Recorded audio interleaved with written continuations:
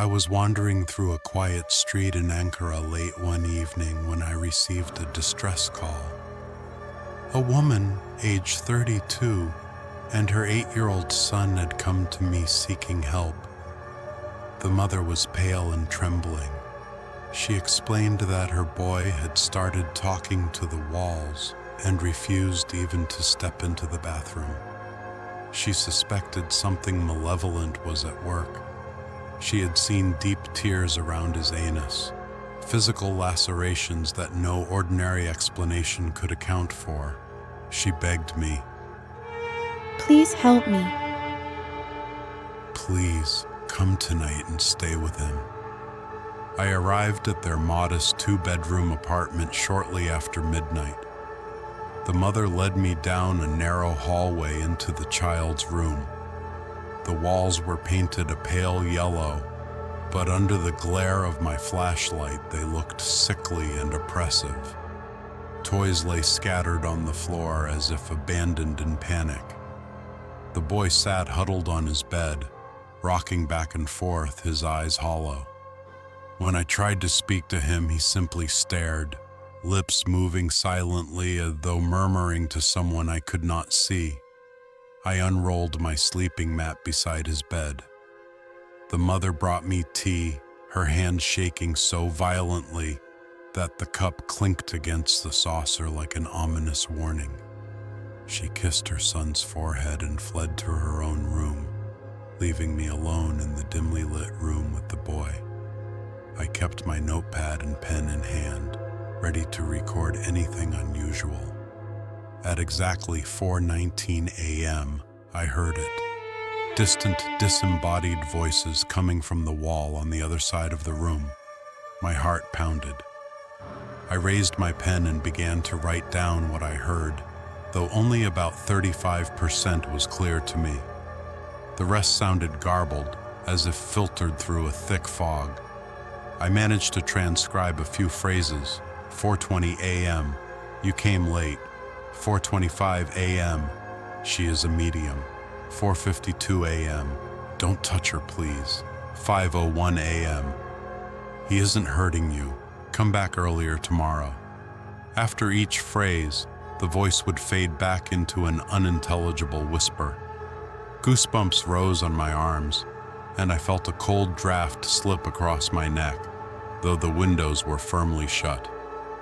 When dawn broke, I stood and examined the boy's body. On his back, etched into his skin in a jagged triangle, were 3 burn marks. On his right shoulder, I counted 2 teeth-shaped indentations, one labeled 52 and the other 53, perhaps the signature of whatever entity had attacked him. I pressed the mother's trembling hand and told her I would prepare a jinn nail, a traditional remedy I use to bind restless spirits. She watched me pack my bag in silence. By the time I reached my own home, it was 12:10 a.m. Istanbul time, though my watch still ticked on Ankara's local time. I switched on the television. Okan Bayülgen's late-night talk show was playing. I remember the absurdity of sitting on my couch, watching someone crack jokes about celebrity scandals, while back at that apartment a terrified boy was still haunted. At 00:29, I finally went to bed. I fell into a fitful sleep, dreams instantly haunted by flickering shadows. Then, 2:17 a.m., a knock on my door. 2:51 a.m., another knock, louder, more insistent. I stayed silent. Their voices, if voices they were, failed to break through my fear.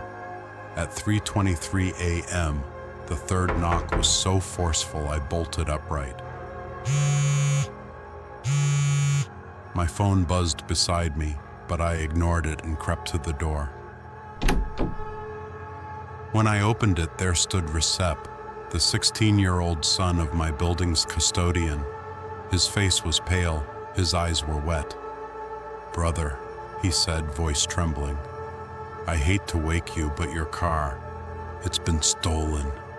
I felt my legs go weak. I ran downstairs to the parking area. My car was gone. Only tire marks and scattered shards of glass remained.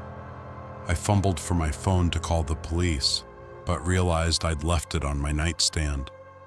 I called out, "Recep!" But he had already melted back into the shadows, leaving me alone in the empty lot. Stunned, I trudged back upstairs to my apartment.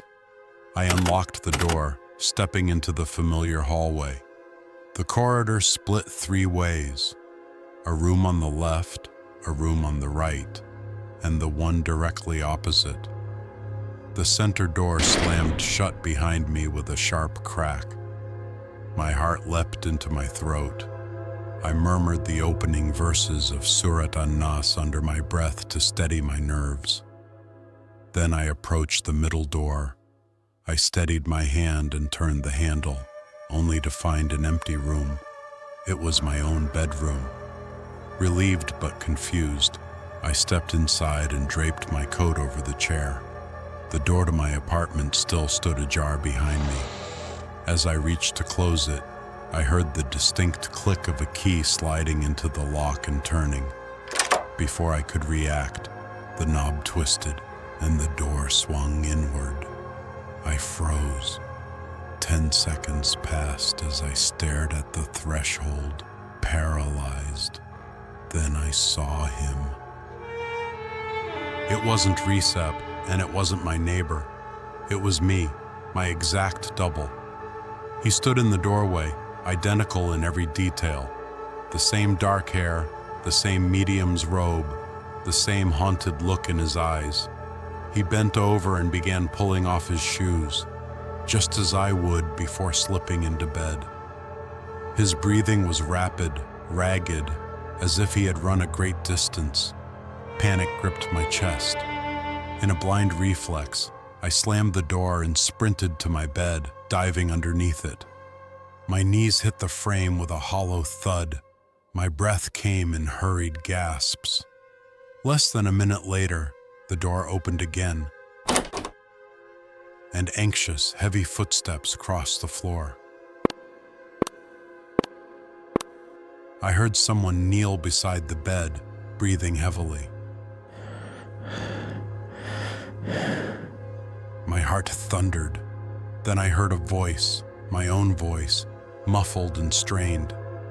"Please, just leave me be." I could not see his face. He wore a hood, but I could hear the wet trickle of blood dripping from his mouth and ears. He moaned my name in despair. I remember the swirling dread, the metallic tang of fear.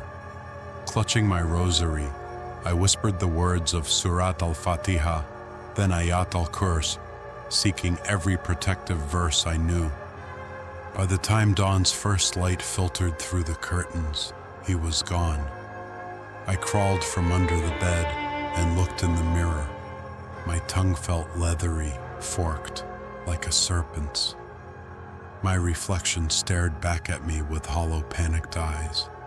I touched my tongue with trembling fingers. It was swollen and split down the middle, exactly like a snake's forked tongue. The next morning, I returned to the mother's apartment to follow up, but the boy was gone, absent from both school and home. His mother tearfully confessed that 2 months earlier, at the school's end-of-term fair, he had found 2 pencil leads and, for reasons unknown, thrust them deep into his nostrils. Then, in a tragic frenzy, he struck them with both hands. No one saw him do it. He collapsed immediately and died at the scene. No plausible explanation was ever found. I realized then that the boy had been dead long before I arrived. Something had been living in his corpse, something diabolical. And the entity had followed me home. That brings me to last night. At 2:56 a.m., there was another knock at my door. I didn't open it. I won't ever open it again.